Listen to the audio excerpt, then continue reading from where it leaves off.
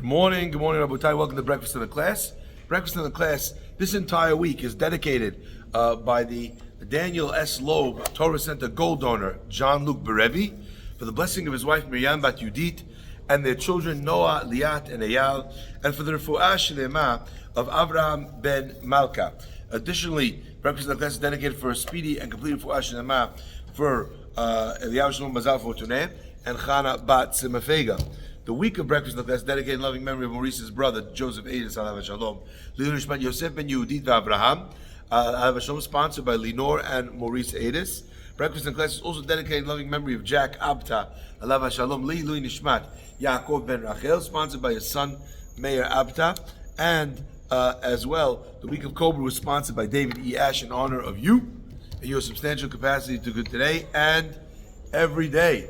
Last but not least, we also have a sponsorship of today's Breakfast in the Class in honor of Haron and Sandy Shohet and the beautiful Mazal Tov that they received, that they deserve over the babies that they have had in the recent crop. Baruch Hashem, Hashem should bless you and your entire family to be able to be zochet, to see many simachot and the growth of the family. Mechail El Chayil, thank you so much for that beautiful sponsorship, sponsored by Emmanuel Zara. We wish you a refuah shlema and a return to both of your legs walking healthy and strong. Raglech Hasidav Yishmor, since that fateful basketball night back on the Mois Safra Center's court. Okay, let's begin, my friends. We are understanding and looking to understand a very beautiful and powerful omission of something. Normally, when something is beautiful, when something is powerful, when something is noticeable, it's blatant, it's there in front of you. Very rarely are you noticing something that doesn't exist. And let me explain what I mean. When you pulled out the Sefer Torah on Monday, when you pulled it out on Shabbat afternoon this past week, we opened up to a new Sefer. We opened up to the Sefer of Vayikra. This is my Bar Mitzvah parasha, so I'm very partial to this parasha. So I opened up the Vayikra, and I look for, every time you look for that, the first word, Vayikra, that has what's called Aleph Zahira, which means the small little Aleph. Vav Yud Kuf Resh, small Aleph. And why is the Aleph small in the word Vayikra? Very famous, because Moshe Rabbeinu was uncomfortable with the attention that he was being given. Let's explain, what does that mean? At the time, Moshe Rabbeinu is being called with an expression of closeness. And God called Moshe, lovingly yani, with respect from the Mishkan. Moshe did not want that there should be an expression of closeness to him in the Torah. So what did he try to do? He said, listen, God, can I eliminate the Aleph? HaKadosh Baruch Hu says, well, no, you can't. What was Moshe's intention? He wanted the word to read instead of Vayikra, which means, and he called to him, rather Vayikra. And God happened upon Moshe.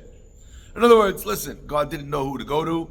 He looked in the yellow pages for Navi. There wasn't that many options. So what did he do? He called the first person he could get his hands on, and that was Moshe. So Moshe would have been much more comfortable if it looked like, look, I happened to call this guy. His name was Moshe.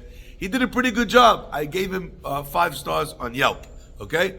And therefore, that's how the Torah would read. HaKadosh Baruch Hu says, no, that's not what I want. It has to say Vayikra with an Aleph. So Moshe says, okay, fine. You know what I'm going to do? I'm going to make the Aleph, I'm going to put it there. Hashem, I'm going to put it there. You didn't tell me what size the Aleph has to be. So I'm going to make the Aleph very small. So if someone's not looking, it could look like the word is Vayikra. This past week, we pulled out the Sefer on Shabbat afternoon. So I was very excited to look for the little Aleph. And I see the word Vayikra. And the Aleph is a drop smaller than the rest of the word. But it's not noticeable. And you don't have that element that it looks like Vayikra with a tiny Aleph next to it. You don't have that. So I kind of felt cheated of my Aleph Zeira moment for this year. So I'm looking forward either to next year or to using another Sefer Torah for the reading. Okay? Now, What this whole idea, Vayikra, speaks to what? Speaks to the humility of Moshe Rabbeinu. And to me, it's an amazing juxtaposition between Moshe Rabbeinu and the story of the Megillah. Ironically, our rabbis tell us that Haman, in choosing the day for Purim, is very excited to choose the week of the Petirah of Moshe, because it has in that week the day that Moshe Rabbeinu died. The Gemara says, "Ve'ihu lo yada," but he did not know that on the day that Moshe Rabbeinu died, it's also the day that Moshe Rabbeinu was born. Okay, very straightforward Gemara. But that seems like a little bit of a strange approach for Haman to take. What does Moshe Rabbeinu's birth or death have to do with anything? Is it just that it's a negative sign for the Jewish people? Is that it? Is that what Haman was after? He found a day that but he could have been happy if it was the day that someone else died. Like, I don't know about you, but think about it this way: you want a good sign about when the Jewish people, will meet their demise. I would have chosen the death of Avraham Avinu. He's the forefather of all the Jewish people. Moshe Rabbeinu is not the forefather of all the Jewish people, is he? He's a big prophet, right? But is he the epicenter of what the Jewish people, who gave birth to the Jewish people? So my friends, it's important to try and understand why Haman thought that the death of Moshe was a great symbol and sign for him to be able to succeed. Now I want to give the answer on two levels. I want to give the answer first on a simple level. On a simple level, Haman was a person who understood that the salvation and the Yeshuah of the Jewish people was dependent on their fulfillment of Torah and mitzvot. Right? That's why his plan with Achashverosh is to get them to come to the Seudah, to this big meal, where he's going to try in one way or another to get them to go against the Torah, again, in one way or another. And through that, he knows if he can convince them to sin, if he can convince them to do something wrong, then maybe he'll be able to get them and punish them through that process. Haman is someone who understands this. He gets it.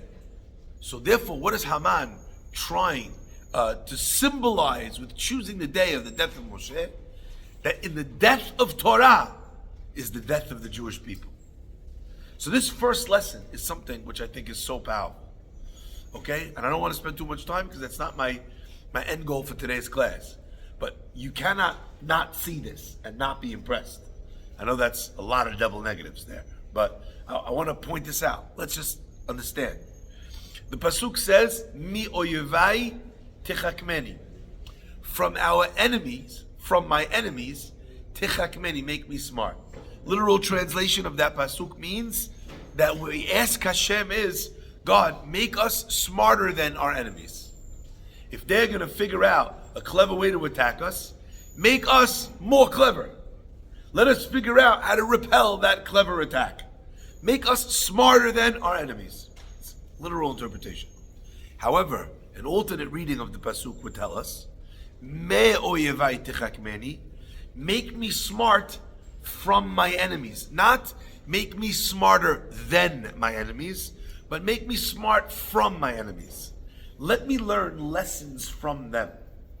Now, a lot of times, a person might think that the pirush, the understanding in that is, you look at your enemy, you learn a great thing from your enemy. Let's say your enemy, as an example, has a really smart piece of technology that they use in warfare. So Hashem, you pray to God that we should become clever and learn from them. Let's say they have a really good strength as a people. We should learn that strength and adopt it and also bring it into our people. That's a simpler understanding of this lesson of make me smart from my enemies. But there's another way of understanding this. And this is perhaps the truest form of wisdom, is not knowing what your enemy knows. It's not knowing or teaching or learning something from them, but rather, listen carefully, rather it's learning about myself from them. Let me explain. a lot of times a person is unaware of their own strength. And why are they unaware of their strength? Because for them, they are used to that strength. So it loses its uniqueness. A person doesn't understand how advantageous that strength is, because for them, it's just something that they take for granted. Let's say, I'll give you an example. Let's say a person was born being a natural extrovert. They get along with everybody. It's very easy for them to talk to anybody. They don't think that that's a big bracha. Because for them, it's just natural. I talk to everybody. I have an easy time standing up in front of a room full of people. I can make a pitch at work and not be shaking about it and, staying up the whole night before, worrying about it. It comes naturally. So for me, when I'm looking at my own strengths, what do I count as my strengths? Not that. That for me is like breathing. That for me is like, I can read, I can speak. No big deal, right? When a person doesn't see that, then a lot of times they don't double down, they don't lean on their great strengths. A lot of times, in order to be able to see a strength, you need to see it in a mirror. And there is no greater mirror than the mirror of your enemy, which is looking so carefully for your strength to be able to use it against you or to undermine it. Haman understood better than we do the power and the operative relationship between fulfillment of Torah and mitzvot and our safety, our security, and our beracha. Me'oivai techakmeni. I said a while ago that when Chacham Ovadia died, Alav HaShalom, at the time, Yemach Shemo v'zichro, Yasser Arafat, right? I believe it was Yasser Arafat, although it may have been another one of the heads of Hamas or Hezbollah. They said, now their Chacham has died.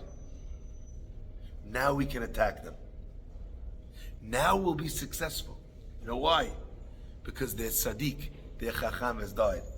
Sar Tzilam, their shade, their shadow, their protection is gone. How is it that the head of Hamas, Hezbollah, PA, Palestinian Authority, is able to understand the power, the beauty, the kavod of a tzaddik, and so many of our own brothers and sisters don't understand it? Me'oyevai techakmeni. We need to sometimes become wise by listening carefully to our enemies, because they have an insight into what is very strong, what is powerful about us. However, as I said, that is not the message I wanted to focus with you on today. The second idea is something which comes originally from the Zohar. The Zohar tells us that Mordechai was actually a Gilgul. He was a reincarnation. He had been here before. Moshe Rabbeinu was Nitgalgel, was reincarnated, was brought back through the soul, through the neshama of Mordechai. The minute you understand that, what the Zohar tells you, that Mordechai's soul is the soul of Moshe Rabbeinu. In fact, you should just know as well, the Zohar tells us that today in our world, there are no more new souls. So when you say that someone's an old soul, you're saying that it's true about everybody. Everybody's an old soul. And I think as well, a huge part of the confusion that we experience today in people, where people literally don't know who they are, is because of this. As time goes on, and there's Gilgul after Gilgul after Gilgul, you're dealing with a soul that's been here numerous times before. And those different capacities and histories, those pitfalls, those successes. Gosh, I made the mistake again. All of those things.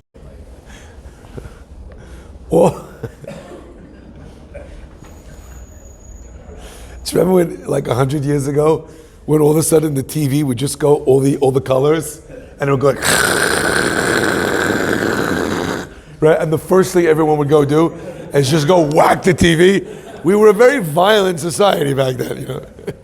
Now you immediately call customer service, like, you know. Then it was like whack. You know? 9 times out of 10, that would be enough. right? Again, we do live in a generation where you solved most of your gaming problems on Nintendo with this. Sticking it back in. Okay. My friends, we're back.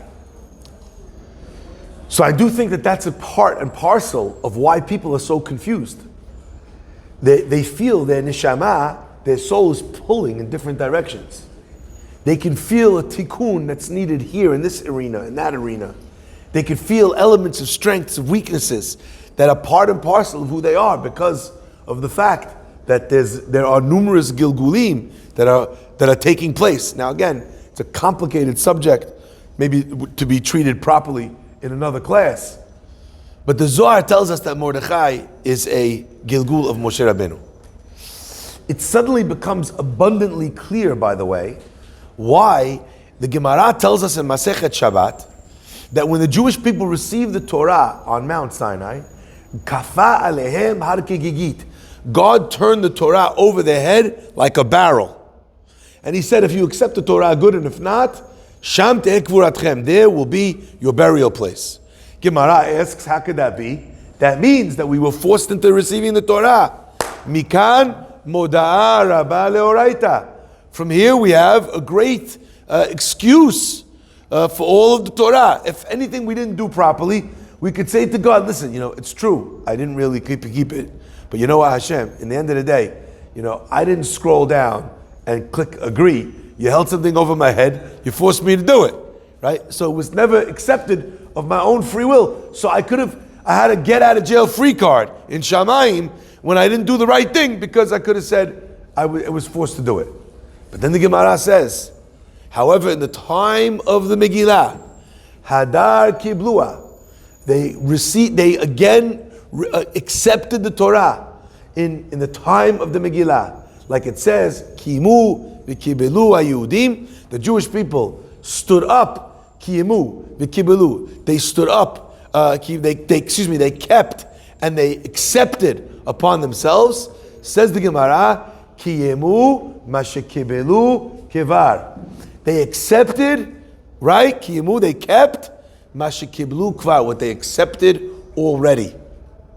At that point, there was a re-acceptance of the Torah, that was done willingly, and therefore, Mikan Moda'a Rabba Leoraita is gone. You have no more answer, and now it was accepted willingly. I want you to understand, according to the Zohar, the symmetry of the fact that it was through Moshe when we had the initial acceptance of the Torah, and it's through Mordechai, who is also a Gilgul of Moshe, that we accept and re-accept that Torah that we accepted from him all those years ago. There's a beautiful symmetry to that. There's a beautiful appropriateness, if you will, to the fact that it's the same neshama that brings it to us yet again. However, we also understand, my friends, that Haman, in choosing to find the day to vanquish Mordechai as the death date of Moshe Rabbeinu, we now understand why that day is so attractive to Haman. Now, there's two ways of seeing this. One way is that Haman understood where Mordechai had come from. Right? Why? It says that Haman was astrologos gadol. He had this unbelievable koach of being able to understand what was going on in the heavens. So much so that when he throws the lots, he's able to understand which day is not a good day because of the zechuyot, which month is not a good month, which wood is not a good wood to hang Mordechai on. He's connected with all these loftier concepts. So Haman knows, I can't start with Mordechai. You know why? Because he has all this zechut. But on the day or in the week that Moshe Rabbeinu dies, that means that there's a mazal for me to kill him. Him specifically. And why is that enough? The answer is because if you cut off the head, like the Gemara says in Masechet Shabbat, Psik resha velo yamut. Right? The Gemara over there is talking about a famous idea in Hilchot Shabbat. Let's say a person does something, okay, does an act, which automatically is going to cause another act. So the classic example of Psik Resha is, you take a very heavy bench and you're dragging it across the grass. There's 0% possibility or probability that you're not going to be ripping grass out as you go. 0%. Yeah, you got that? If it's a light bench, maybe it's possible. Heavy bench, impossible. So therefore, it's as if I ripped the grass out with my hands. Why? Because psik reshe, v'lo yamut. Could you cut the head off a chicken and then have the chicken still stay alive? No. If you cut the head off, it's dead. Even if, it takes a few seconds for it to die, it's an automatic, follow through of what you've done. There's no escaping that A equals B. My friends, Haman understood psik resha v'lo yamut. He threw a party. The purpose of the party was to cause the Jewish people to sin. He manages to get everyone to the party. But there's one leader, Mordechai, that says no, that doesn't go. Haman understands that if he's managed to be able to do what he's been able to do, it's because he's been able to get the Jews to sin. But there's one more standout that he needs to vanquish. And who is that? Mordechai. How do I get him? The guy seems to be impenetrable. You know what? Let me find the day that he died the last time around. And there, in that space, I'll be able to get him. My friends, how important it is to have great leaders in our midst.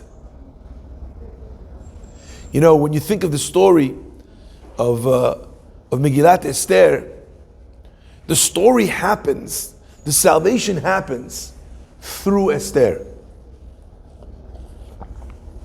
She makes a huge sacrifice.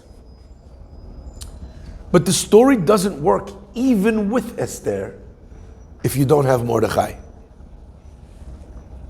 It's Mordechai who tells her to go. It's Mordechai who tells her not to convince. It's Mordechai who overhears Bigtan Vateresh. Right? That's the one. Mordechai is the leader. Without the leader, the story does not work. My friends, leaders come in many different shapes and sizes. You look at Mordechai, a Gilgul of Moshe. You look at how the Jewish people would have been lost without Moses, how they would have been lost without Mordechai. And you think to yourself, okay, who is that person in the generation? Surely not me, right? Maybe some rabbi off in Israel. That's who, the psik, the reshe is, the head of the Jewish people, the thing that saves the Jews. But in actual fact, that's not the case. I was at a funeral yesterday, which is why I couldn't be here in the morning. A funeral of someone that was affectionately called Raymond the Barber. Raymond Cohen, Alav Shalom. I was on the Tehillim chat for him. And last night, I was reflecting that going to this funeral was like going to a series of classes to learn about what it is like to live a life of selflessness in this world. To hear the rabbis talk, to hear his children talk about it. Shema Yisrael. The kindness of this man was from some sort of other planet. The selflessness, how much he cared, not for everybody, but for nobody. For a person that everyone else forgot about. A very old person, a very sick person, a person who was a stranger in the community. He had time for everybody. And there was one line that one of his sons said. His son repeated over that he heard from a great rabbi. that the rabbi said that Raymond Cohen is the Gadol Hador of Chesed. He's the great leader of our generation in Chesed. I think to myself, maybe you did not have the chance or the merit to be able to study for 50 years in yeshiva to become a Chacham Ovadia. Maybe you did not have the merit of even having a Jewish education. Maybe you did not have the merit to grow up in a house where your parents were Shomer Shabbat. And you know what? You're late to the game, but you're on the train. You started with lighting candles. You started doing something. That doesn't mean that you can't be an irreplaceable part of the Jewish people. An irreplaceable leader. A Gadol Hador in Tzedakah. A Gadol Hador in family purity. A Gadol Hador in raising children. A Gadol Hador in kashrut. A Gadol Hador in Lashon Hara. Someone that, if there's a Haman out there thinking, who do I got to get rid of? If I'm trying to tank the Jewish people, they think of you. You're the Reshe. What an unbelievable idea. So you have Moshe Rabbeinu on the one hand. Moshe and Mordechai. What are they about? Small aleph. I'm a nobody. It's not about me. I have no problem, Mordechai, being unpopular. The end of the Megillah tells us that he was Ratzui L'Rov Echav. Most of the people liked him. Had that saved the whole Jewish people, and they still couldn't get behind the guy. Right? He didn't bother him. He left the Sanhedrin because he needed to take care of the Jewish people. It didn't bother him that he wasn't the most popular. Mordechai is Moshe, small aleph. And who's Haman? Haman is the person who, if Haman was writing the Torah, it would be small Vayikra and a giant aleph. Aleph standing for Anochi, me. When a person doesn't put themselves first, when they put other people first, when they put the mission first, when they put the Torah first, then they can become unbelievable people. You meet someone in a hospital delivering food to the Bikur Cholim room. The guy's not a religious person. They're not necessarily so connected with Torah. How did you start doing this? What's your connection? The guy will tell you, once I was here in this hospital and I had to have these meals because, I'm kosher. Or even if I'm not kosher, my father keeps kosher. And my father needed the meals in the Bikur Cholim room. And it meant so much to me that I could get him the food that he wanted at all hours of the day or night. I decided I want to volunteer. I'm delivering the meals to the hospital. That's a Gadol Hador in Hakarat HaTov. In gratitude. Every once in a while, I'll get through the mail. Someone will write me a handwritten note of thanks. Sometimes I can't even read the handwriting. But what a special thing, what a lost art. The other day, my daughter, she'll live and be well, was in Cafe Arone, and a woman walks in. She's reformed, she's not so connected. She wants to know about getting involved. My daughter tells you, my father's a rabbi in the Orthodox synagogue. She says, oh, that's so interesting. I'd love to go. What time? Class, would I be able to go? She came to the Shabbat afternoon class. She wrote me a letter like this. But so beautiful, so appreciative. She's only starting to learn over here. And I pray that she feels comfortable and welcome to come whenever she wants. To learn, to grow, to become more connected to Torah and to Judaism. But there's one bit she's already got right. And when a person starts from that place, not Hakarat HaTov being grateful, but before Hakarat HaTov recognizing the good, comes just recognizing. In order to recognize good, you need to recognize. Recognize, like Moshe Rabbeinu does, that something. I might be at the top of a very tall mountain. But by God, I was born here. I was born to the Gadol Hador, to Amram. I was born to Yocheved, who's a person who risks her life to save Jewish babies. My sister was Miriam. My brother was Aaron. I'm a nobody. When I should have drowned in the ocean, God sent not just an angel to save me, but none other than the princess of Egypt pulls me out of the water to save my life. God, every step of the way, it was because of you. I'm going to write in the Torah, Vayikra, that I'm a special person. I am special, but not because of me. I'm special because you made me special. That's how a person who accomplishes great things in this world stays humble and keeps producing. If you don't realize you're special, you don't invest in your strengths. So you have to have a small aleph. It needs to be there, but it needs to be small. How do you keep it small? By recognizing who you are, what you're great at, what your gadlut is in, what you need to strive to do better at. You say, I am special, but I was made special. May Hashem bless us always to be that person in the lives of Am Yisrael.